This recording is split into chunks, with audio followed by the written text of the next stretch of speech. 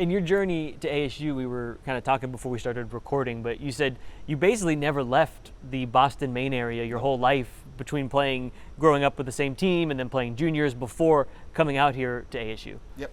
I played for Boston Advantage my entire life, which is run by Tim Level. I started playing for him when I was about, I'd say 8. That's probably right, 8. And then I stopped playing for him at 20. Went up, got drafted in the NHL, the NAL, by the Maine Nordiques at the age of 20. Played there for 1 year, so 2021. And then from there, luckily got recruited to Arizona State and moved out west. In your journey, not just on the ice, but off the ice, around 15 years old, Yep. You get the non-Hodgkin's lymphoma diagnosis.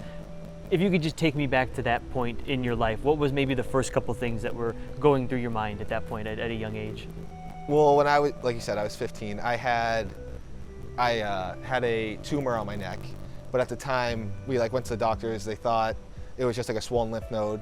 A bunch of doctors said it was a swollen lymph node. Then we went to a specialist, and they looked at it again. They're like, we should probably just get this removed, see if it's anything crazy. So from there, my parents got the call that I was diagnosed with Hodgkin's lymphoma. Next day, I was at the hospital doing scans, doing tests, whatever. And then the following day, I was through my first round of chemotherapy. The support system you had around you touched on your parents, but you also had some friends, I know from reading some articles on the Sun Devil site, that really helped you kind of get over some hurdles and things like that. Yep. So obviously I had my parents, and my entire family we all live within 15 minutes of each other back home in New England or Massachusetts. So I would always see them. And one thing that I took away is that my aunt's friend said that once you bury yourself in your room, and that's when your thoughts start to creep in, and that's when all the negativity comes in. So as long as you're out doing whatever, it could be going for a walk, talking to whoever. For me, it was playing hockey. It just gets your mind off of what could happen. In terms of your journey, when you get cleared, you find out you've beaten cancer, what was that moment like? Oh, that was probably the best moment of my life. Just the support to have my friends, my family, just all being there with signs, supporting me through what was the hardest part of my life it's unimaginable. It's awesome.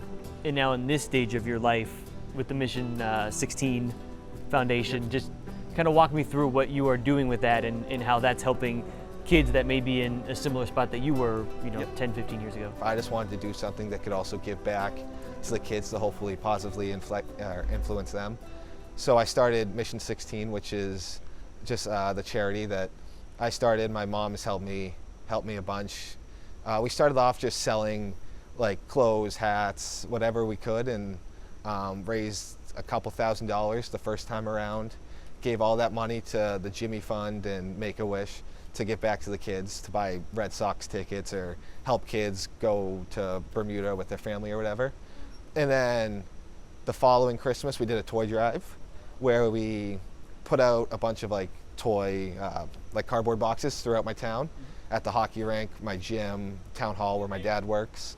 And we raised a bunch of toys. And then I'm working with Triumph Together at the moment. We are doing a collab. We're going to make hats and hopefully sell them and raise money for the Phoenix Hospital.